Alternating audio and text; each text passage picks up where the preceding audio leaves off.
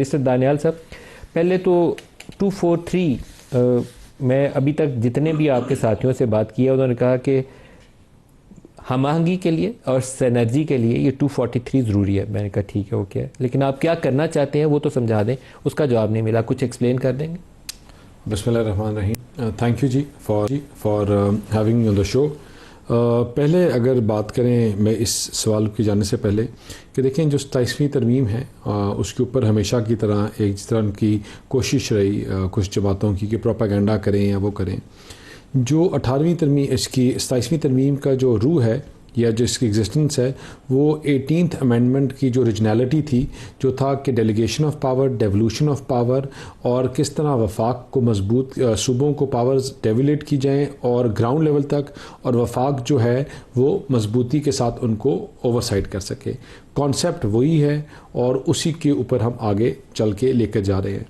इससे आने वाले टाइम पे जिस तरह हम पहले बात कर रहे थे कि इससे जो ट्रू सेंस में डेवोल्यूशन ऑफ पावर का जो कॉन्सेप्ट है वो निचली सतह तक जाएगा, और आप जो एक सियासी जमातें जो हाइड एंड सीक खेलती हैं हमेशा अवाम के साथ और उनकी जो ट्रू पावर्स हैं उन तक नहीं पहुंचने देती, तो उसकी जो रेवोल्यूशन कैसे होगी? वो है वो आपका आइन में आप सूबों को देते हैं पैसा, देखिए आप उसका, और सूबे आपके मुकामी हुकूमतों के इंतखाबात नहीं कराते, आपकी पंजाब हुकूमत नहीं कराती, आप इस्लामाबाद में नहीं कराते। सर वो इसलिए नहीं कराती क्योंकि आपने इलेक्शन एक्ट के थ्रू आपने इन्फोर्स कराया या प्रोविंशियल। जब आइन का हिस्सा बन जाएगी तो आपके पास you will have no other option than to go for it. You will be, आपको वो चीज़ें इवॉल्व करके उनको ग्राउंड लेवल तक लेके जाने जाएंगे। और ये जो पूरा सिस्टम जिसमें हम बैठे हैं आज हमारी, आप ये 27वीं तरमीम जो है इसके अंदर आप ये प्रोविजन डालने जा रहे हैं कि मुकामी हुकूमतों का जो निज़ाम है वो इस आइनी तरमीम का हिस्सा होगा। हम ये चीज़ें डालना चाह रहे हैं। पहले मैं मुकामी हुकूमतों का निज़ाम आइनी तरमीम का हिस्सा होगा? नहीं, मैं आपको बताता हूँ। 24 करोड़ लोग हैं, 24 करोड़ लोगों को इलेक्ट करने के लिए कितने, उनके जो सिस्टम और चीज़ों को जो पार्लियामानी डेमोक्रेसी सिस्टम है 1200 बंदे हैं खाली एज ऑफ टुडे। हम MNAs MPs को डाल रहे हैं, 1500 सिर्फ इलेक्टेड लोग हैं और सब ब्यूरोक्रेसी है। अब 18वीं तरमीम का मकसद क्या था कि डेवोल्यूशन हो और निचले लोएस्ट लेवल तक जाए। वो क्यों नहीं होती? क्योंकि आपकी लोकल बॉडीज़ हर सूबे की अलग अलग लिखा हुआ है और इसका जो ट्रू कॉन्सेप्ट है वो लोकल बॉडीज़ 27वीं तरमीम में आप उसको आइन का हिस्सा बनाएंगे? नहीं, हम नहीं बनाएंगे।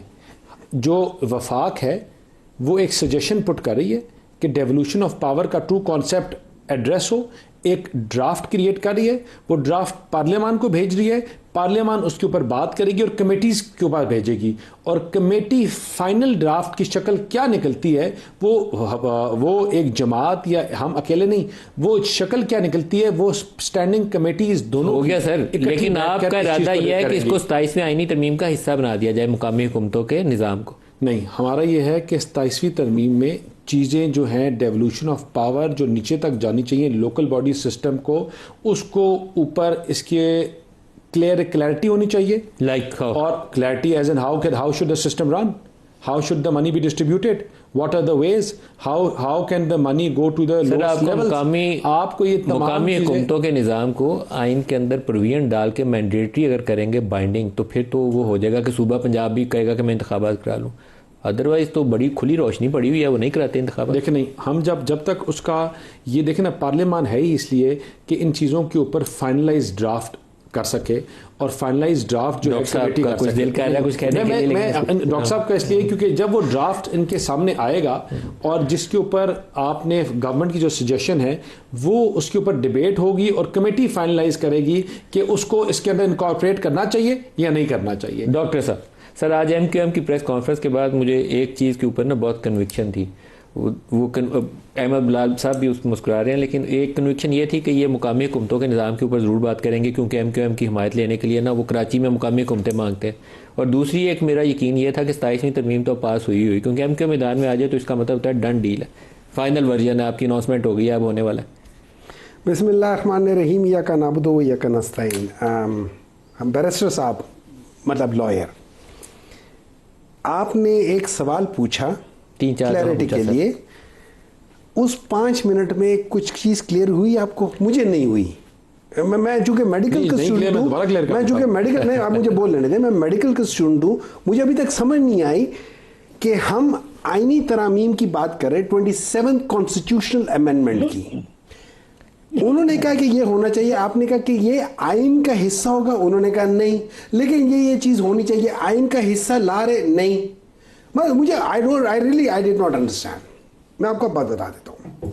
बेसिकली अगर मैं कॉन्सेप्चुअली जो 27वीं तरामीम और 26, ये उसका सीरियल वो है, वो नहीं होती एक सीरीज आती है, सीरीज 1 सीरीज 2, ये 26वीं तरामीम की कंटिन्यूएशन है। इसमें दो चीजें हो रही है। एक, हम कोशिश कर रहे हैं कि जो 18th अमेंडमेंट के अंदर बाज छोटी मोटी खामियां प्लस आई तो वो ठीक कर ले। मेरे लिहाज से वो इस लिहाज से कि आपने एक पार्टी को कहना है कि ये देखो तुमने इन चीज़ों पे मानना है। जो पहला हिस्सा है, उसका पहला हिस्सा क्या है, वो है कंट्रोल एंड कमांड का। 26वीं और 27वीं की जो एक सेक्शन है जो सबसे इंपॉर्टेंट है, वो है कंट्रोल एंड कमांड। कंट्रोल किसके हाथ में, कमांड किसके हाथ में है। उसके लिए हमने जो उसका सीरीज 1 था उसमें हमने जुडिशरी के दांत निकाल के फेंक दिए। दूसरी चीज आप अब क्या कर रहे हैं, सर ये आपकी राय है, मेरा इससे मुतफिक होना है, हमारा मुतफिक मैं अपनी राय बता रहा हूं। मैं आपको आपकी राय तो नहीं बता रहा ना भाईजान, मैं अपनी राय बता रहा हूं, क्योंकि मेरी नजर में आप लोगों ने एग्जेक्टिव जजेस बना दिए पीसीओ से। तो सर वो तो बन गया, तो फिर आप 27वीं में क्या करेंगे? 27वीं में आप क्या करेंगे, बाकी चीजें रह गई हैं। वो क्या? जैसे अभी आपने कहा कि ये जो वो मैजिस्ट्रेट्स की बात है उसको ले आएंगे, आप बाकी चीजें लेकर आ जाएंगे। आपने कंट्रोल ऊपर अभी आईनी अदालत है, ऊपर आईनी अदालत है। अब बात आ जाती है आईनी अदालत की। देखिए एक चीज बैरिस्टर साहब और जितने लोग हैं ना, वो कहते हैं कि जी आईनी अदालत इसलिए है कि उसके अंदर सारे, क्या आईनी अदालत और सुप्रीम कोर्ट दो पैरेलल चीज चल रही होंगी? सर आईनी अदालत बनेगी तो दो पैरेलल ही चलेंगे। दो पैरेलल लेंगे। इसका मतलब है कि आप पाकिस्तान की जुडिशियल सिस्टम में दो पैरेलल चीजें लेकर आ रहे हैं जो शायद एक दूसरे के साथ। अच्छा, वो लोग कहते हैं अगर आप ऐसा सिस्टम लेकर आए जिसके अंदर आप कहते हैं नहीं आईनी चीज स्पेशल है, तो फिर उसके अंदर उन जजेस को लेकर जाए कि जो अपनी प्रैक्टिस के दौरान में वो बेसिकली कॉन्स्टिट्यूशनल लॉयर्स मशहूर थे। आप उन जजेस को मत लेकर आए कि जो कि क्रिमिनल लॉयर से अपने टाइम पे, या फिर वो कॉर्पोरेट लॉयर से, उनको मत लेकर आए, क्योंकि उन्होंने तो उन 15-20 साल में जिसमें उन्होंने प्रैक्टिस की है, नहीं तो तफसील की बात होगी ना। आईनी अदालत बननी चाहिए नहीं बननी चाहिए, आपको उसके हक में। मेरे लिहाज से supreme court is good enough, वही गुड इनफ है, गुड इनफ। अच्छा, हम लोगों ने कोशिश की कि बिलाल साहब से राय ले ली, हम लोगों ने कोशिश की कि चलो हम देख लेते हैं, ये आईनी बेंच बना लेते हैं। आपने देखा आईनी बेंच का क्या है, हो रहा है। आप कुछ कहेंगे? मैं बिलाल साहब सारा दिन जो ना सुप्रीम कोर्ट के केसेस देखते हैं, सारा दिन कौन से केसेस चल रहे होते हैं? Constitutional cases.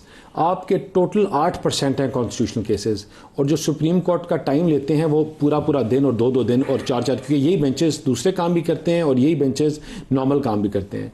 देखिए आपका जब आपका 8% में आपका 100% एग्जॉस्ट हो रहा है, तो वाई नॉट आप उसको एक सेपरेटली एक पूरा कोड बना दें जो कॉन्स्टिट्यूशनल चीज़ों को एड्रेस करें। और मैजिस्ट्रियल पावर्स और दूसरी पावर्स का तो आपस में कोई ताल्लुक ही कोई नहीं है। देखिए अगर मैं आपको हकीकत डीप डाउन में आपको बताऊं कि 27th अमेंडमेंट की अगर एक भी कोई गलत क्लॉज निकाल दे, ऐसा क्लॉज कि जो आपको कमजोर कर रहा है, जमहूरियत को कमजोर कर रहा है, आपके सिस्टम को कमजोर कर रहा है, क्लॉज बता दें जिससे जमहूरियत मजबूत हो रही है। Not even a single one. सबसे पहले लोकल बॉडीज को आप आईनी तहफ़्फ़ुज़ नहीं दे रहे सर। आप सब चीजें करेंगे, जब आएगी तो आपको नजर आएगा। लोकल आप आईनी तहफ़्फ़ुज़ देंगे। दूसरा पूछें, दूसरा मैजिस्ट्रियल पावर्स। आम बंदा धिक्के खाता रहता है, उसको कोर्ट्स के ऊपर वहां कभी क्रॉस एग्जामिनेशन हो रही है, एग्जामिनेशन चीफ हो रही है, जो बेसिक मैजिस्ट्रियल पावर्स। आपको गुस्सा है, आप पकड़ के डॉक्टर साहब को अंदर बंद कर देंगे, कहां जाएंगे? कौन करता है ये? आप करेंगे? आपकी मैजिस्ट्रेट नहीं, हम क्यों करेंगे? मैजिस्ट्रियल पावर्स आपके पास है। सर मुझे बात बताएं, हर सूबे का अपना अपना चल रहा है, ये कहां चलता है? अहमद बिलाल में जो 27वीं आईनी तरमीम लाई जा रही है उसके अंदर आईनी अदालत का मामला है, जिसके ऊपर अभी तक ज्यादा राय आई है, और ये एक डेवोल्यूशन ऑफ पावर को बैरिस्टर साहब बड़ा जोर दे रहे हैं, मैं अभी तक समझा नहीं हूं। आप अगर इस दोनों इश्यूज के ऊपर अपना राय आप दे दें, फिर आगे भी चलाते हैं इसको। बहुत शुक्रिया। देखिए आईनी अदालत तो 26th कॉन्स्टिट्यूशनल अमेंडमेंट का अनफिनिश्ड एजेंडा है। ये तो उस वक्त बनाना चाह रहे थे और जमीयत उलमा इस्लाम उससे मुत्तफिक नहीं थी, तो एक कंप्रोमाइज़ के तौर पे फिर कॉन्स्टिट्यूशनल बेंच पे इत्तफाक करना पड़ा, जो कि बड़ा एक ऑड सा अरेंजमेंट है कि वो अलग अदालत भी है और नहीं भी है। तो मेरे ख्याल में कॉन्स्टिट्यूशनल कोर्ट बनाना वो कॉन्स्टिट्यूशनल बेंच से ज़्यादा बेहतर चीज़ है। और ऑलरेडी उसके लिए काफ़ी हद तक तैयारी हो चुकी हुई है, तो मुझे तो उसके ऊपर कोई एतराज़ नहीं है। और मैं उसकी बुनियादी इसी आर्ग्यूमेंट से इत्तेफाक करता हूँ कि ज़्यादातर केसेस तो कॉन्स्टिट्यूशनल नहीं होते, वो फिर सफ़र करते हैं, क्योंकि कॉन्स्टिट्यूशनल केसेस थोड़े होते हैं लेकिन वो वक्त बहुत खींच लेते हैं। तो इन दोनों को अलग कर दिया जाए और इनको अलग अलग ऑपरेट करने दिया जाए, मुझे उस पर कोई एतराज़ नहीं है। दोनों बड़ी पार्टियों ने चार्टर ऑफ डेमोक्रेसी पे इत्तेफाक भी किया हुआ है, तो ये देखने की बात है जब वो बन जाएंगी तो उनकी कारकर्दगी कैसे बेहतर होगी। लेकिन अभी हाल ही दिनों में मैंने ये देखा है कि जो नॉन कॉन्स्टिट्यूशनल केसेस हैं उनकी डिस्पोजल तेज़ रफ्तार हो गई है, तो इसका मतलब है किसी हद तक फ़ायदा हुआ है। अब आपने दूसरी डेवोल्यूशन की बात की थी, मैं बहुत खुश हुआ हूँ ये बात सुन के, लेकिन अनफॉर्चुनेटली लोकल गवर्नमेंट को मजबूत बनाने के लिए कोई कॉन्स्टिट्यूशनल प्रोविज़न जिसकी इंतहाई सख्त ज़रूरत है, वो इस वक्त जो बिलावल भुट्टो साहब के ट्वीट से चीज़ें ज़ाहिर हुई हैं उनमें तो शामिल नहीं है। मैं इसरार करूँगा कि PMLN ने MQM के साथ मुआहदा भी किया हुआ है। हमने भी एक ड्राफ्ट कॉन्स्टिट्यूशनल अमेंडमेंट सेनेट में 2023 में इंट्रोड्यूस कराई थी एक सेनेटर के थ्रू, और MQM ने भी की हुई है। तो इस 27th अमेंडमेंट के पास होने का अफादियत बहुत ज़्यादा बढ़ जाएगी अगर आप उसको भी इसके अंदर शामिल कर लें। ऐसा नहीं हो सकता कि आप बाकी चीज़ें तो अभी पास कर लें लेकिन उसके लिए कमेटियां बना दें। ये कमेटियां बनाने की कोई ख़ास ज़रूरत नहीं है। जो डिस्कशन होनी है, ड्राफ्ट मौजूद है, आप इसी आइन के अंदर इसी 27th अमेंडमेंट के साथ शामिल करके वो कर लें। ये PMLN का बहुत बड़ा कारनामा होगा और इसको सब याद करेंगे। PTI के लोगों ने भी इसकी हमायत कारनामा तब होगा अगर पंजाब में इलेक्शन करवाने पर तैयार होंगे। अगर पंजाब में मुकामी हुकूमतों के इलेक्शन करवाने होंगे तो फिर कारनामा कैसे देंगे? नहीं, फिर वो चॉइस नहीं रहेगी, वो फिर उनको कराने पड़ेंगे। अभी उन्होंने मुतफ़िका करारदाद पास की है पंजाब असम्बली में जिसपे PTI के लोगों ने भी उसकी हमायत की है। तो इसका मतलब ये है कि ये तकरीबन मुतफ़िका बात है, इसको शामिल कराना बहुत ज़रूरी है। इसके बगैर लोकल गवर्नमेंट को आपने एक फुटबॉल बनाया हुआ है। देखिए ना, पंजाब में 10 साल से इलेक्शन नहीं हुए, जिन मुल्क सूबों के अंदर इलेक्शन हुए हैं, मसलन बलूचिस्तान में कोयटा सबसे बड़ा शहर है, वहाँ इलेक्शन नहीं हुए, और जहाँ इलेक्शन हुए हैं वहाँ उनको पावर्स नहीं दी गई, वहाँ उनको इख्तियारात नहीं दिए गए और वहाँ उनको फंड्स भी नहीं दिए गए। तो ये सारे मसले इंडिया में भी थे। उन्होंने 45 साल के बाद अपने मुल्क में आईनी तरमीम की, उसके बाद से हालात ठीक हुए। हमें भी ये करना चाहिए।